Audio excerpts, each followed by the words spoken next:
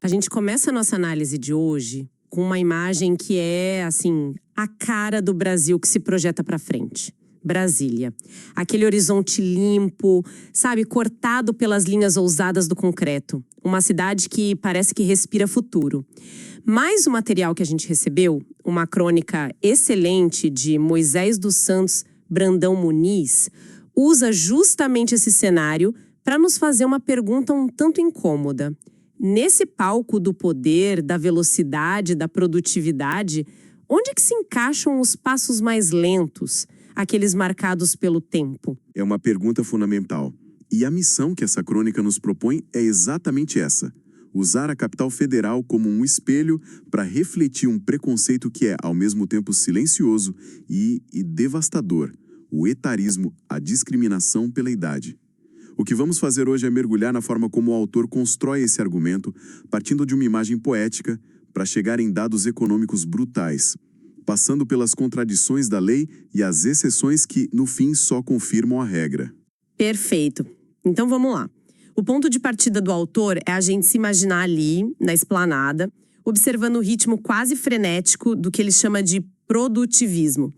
E logo de cara ele já nos joga na realidade de quem aparentemente não pertence a essa paisagem. Exatamente. Ele não perde tempo. O contraste que ele estabelece entre essa Brasília do cartão postal, que parece ter sido projetada para ser eternamente jovem, e a Brasília real, do dia a dia, onde o preconceito de idade não só existe, como prospera. E para que isso não fique só no campo da impressão, ele traz um dado que é o primeiro grande impacto do texto. Um número que, honestamente, é difícil de digerir. É tão grande que quase perde o sentido. E é um número que ancora toda a discussão. A crônica aponta para 4 milhões de pessoas idosas trabalhando na informalidade no Brasil. 4 milhões? 4 milhões. E o mais assustador não é nem o número absoluto, mas a tendência. Isso representa um aumento de 36,6% desde o início da pandemia. Nossa! De repente, o etarismo deixa de ser uma questão de sentimento, uma ofensa pessoal que alguém sofre, e se torna o que realmente é: uma crise socioeconômica visível, crescente e estrutural. Não estamos falando de casos isolados, estamos falando de um sistema que está empurrando milhões de pessoas para a margem. 4 milhões de pessoas é um número tão abstrato. É a população de um país pequeno. O autor consegue tornar isso mais concreto. Ele nos dá algum exemplo pessoal para a gente entender o impacto humano por trás da estatística. Consegue. E é um dos pontos altos do texto. Para dar um rosto a essa multidão, ele nos apresenta o professor Maurício, de 74 anos. Um homem que, mesmo já aposentado, continua na ativa, dando aulas em cursinhos. E a fala dele é de uma clareza que dói, porque ela redefine completamente a nossa noção de quando o etarismo começa. Ele diz, e eu cito: "Depois dos 40 anos, criou-se um entendimento de que o homem não é aproveitado pela sua experiência." 40 anos. Não 60, não 70, 40. Exato. É chocante. É o momento em que uma pessoa está teoricamente no auge da sua capacidade profissional, combinando energia com a experiência que já acumulou, e é aí que o sistema começa a te olhar de lado. E o que eu acho incrível nesse depoimento do professor Maurício é que ele quebra totalmente aquela nossa ideia de que etarismo é algo que só afeta quem tem 70, 80 anos. Não. O autor usa essa fala para mostrar que o mercado de trabalho começa a descartar profissionais no pico da sua capacidade produtiva e intelectual. A pessoa passou 20 anos construindo uma carreira, aprendendo, errando, acertando, e quando ela finalmente domina seu ofício, o sistema sinaliza que o prazo de validade dela está começando a vencer. É um desperdício. É um desperdício de capital humano, de sabedoria prática, que é simplesmente inacreditável. O que nos leva a uma contradição gigantesca que o autor explora de forma brilhante, usando a própria Brasília como personagem. De um lado, essa prática de descarte precoce, do outro, o lugar onde as leis de proteção são criadas. Exato. E essa ironia geográfica é o coração da análise. Brasília é o centro do poder. É a cidade de onde emanam as leis. Foi lá que foi concebido e aprovado o Estatuto da Pessoa Idosa, a Lei 10.741, de 2003, que no seu texto é muito clara. criminaliza a discriminação por idade no mercado de trabalho. No papel, a proteção existe. A lei é inequívoca. Só que a lei parece morar em um prédio e a vida real em outro, do outro lado da rua. Porque a realidade que a crônica descreve nas empresas, nos escritórios da mesma cidade, é a do descarte.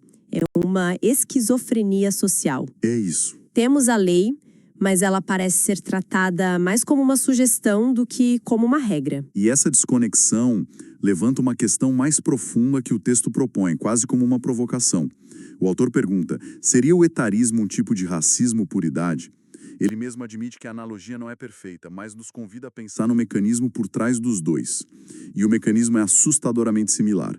Você pega uma característica inerente da pessoa, algo que ela não pode mudar, a cor da pele, a data de nascimento, e constrói em cima dela toda uma narrativa de inferiorização, de obsolescência, para justificar a segregação e a exclusão. É uma construção social, no fim das contas. Exato. Uma narrativa que convence a sociedade de que aquela característica é um problema.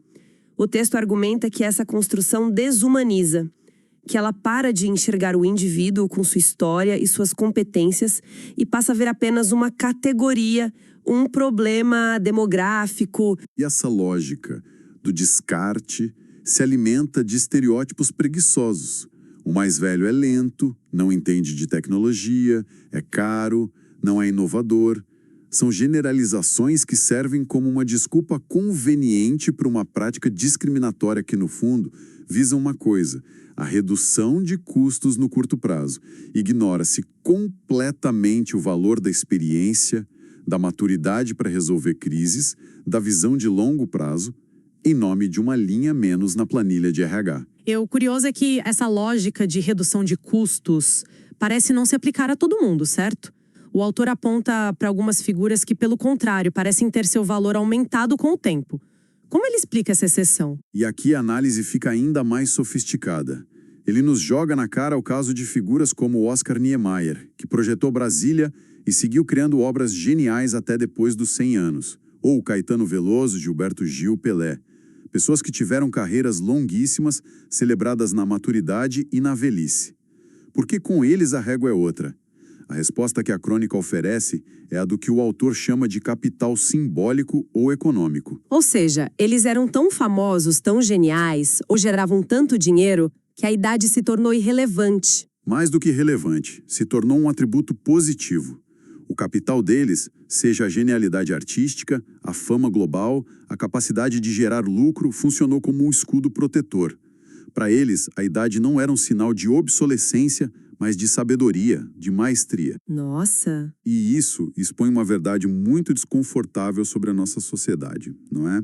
O valor de uma pessoa não está atrelado à sua experiência de vida, mas sim à sua capacidade percebida de gerar lucro ou status.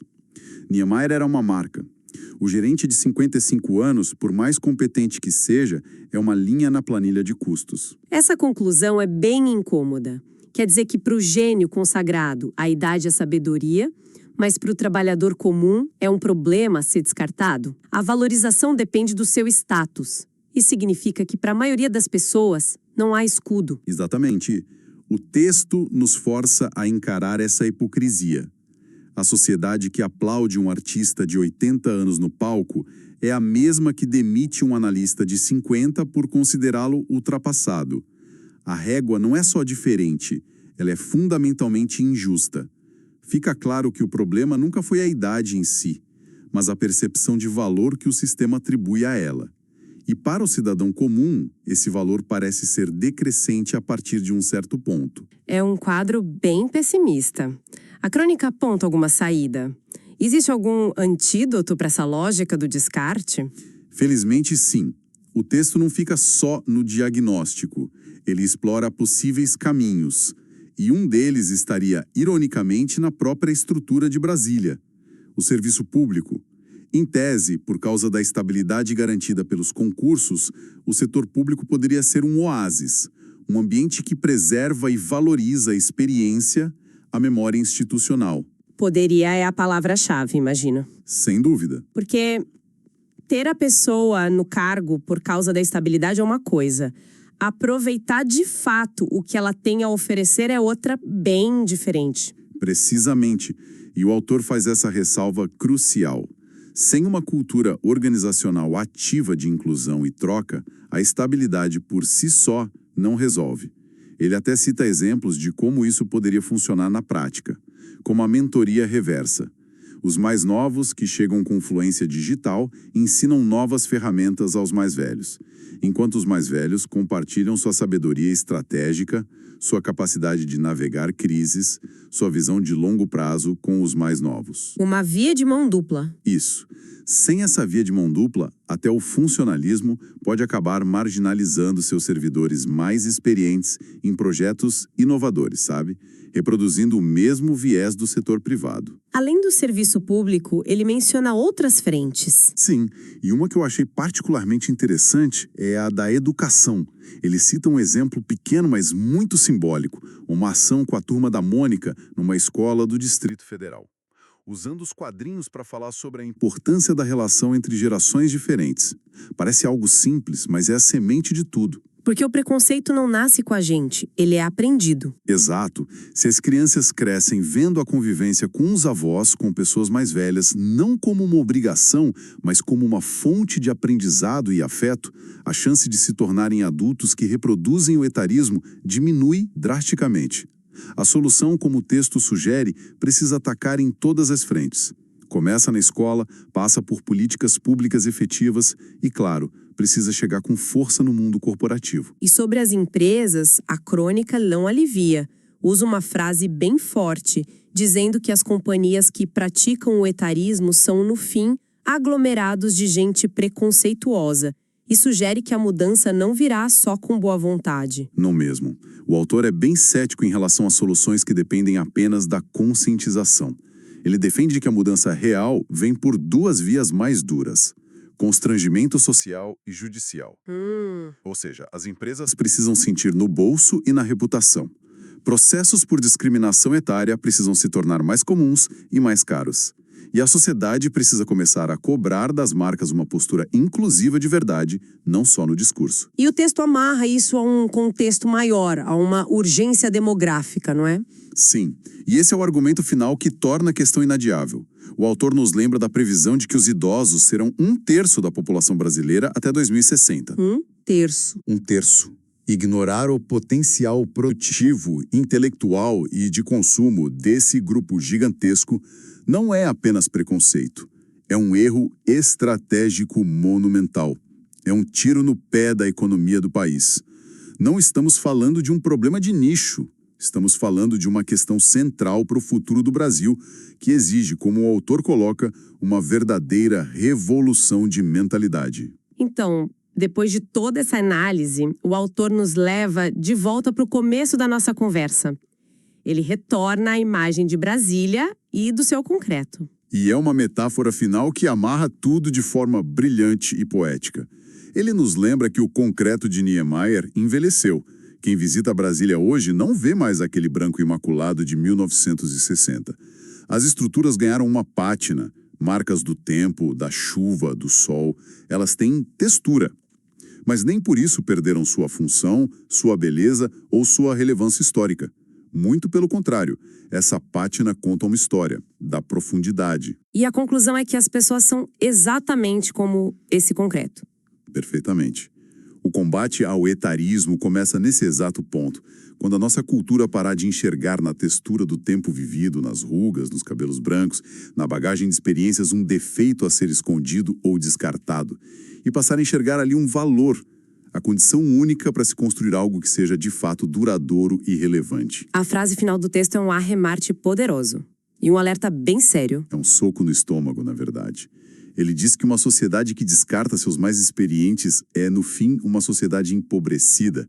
E pior ainda, é uma sociedade condenada a repetir incessantemente os mesmos erros, porque ela jogou fora justamente as pessoas que carregavam a memória e a sabedoria de como evitá-los. É como queimar a biblioteca para aquecer a casa por uma noite. Exatamente essa a imagem. Essa análise de hoje, a partir da crônica de Moisés dos Santos Brandão Muniz, nos mostra o etarismo não como um problema individual de quem sofre o preconceito, mas como uma falha estrutural profunda, um sistema que nos empobrece a todos ao jogar fora o conhecimento acumulado. E essa reflexão final sobre uma sociedade que se condena a repetir os próprios erros é o ponto nevrálgico. A crônica nos deixa com a ideia de que a solução não passa apenas por criar mais leis ou políticas paliativas. A mudança precisa ser mais profunda, um novo paradigma na forma como a nossa cultura percebe e valoriza o próprio ato de envelhecer. O que me faz pensar, o texto foca muito no ambiente de trabalho, que é onde o etarismo tem seu impacto econômico mais visível e cruel. Mas essa lógica do descarte é mais ampla, não é? Isso nos leva a um último pensamento para quem nos acompanha. Onde mais no nosso dia a dia, talvez dentro das nossas próprias famílias ou comunidades, a gente está sutilmente descartando essa experiência sem nem perceber? Que conversas estamos deixando de ter, que conselhos estamos deixando de ouvir e que sabedorias estamos perdendo nesse processo silencioso?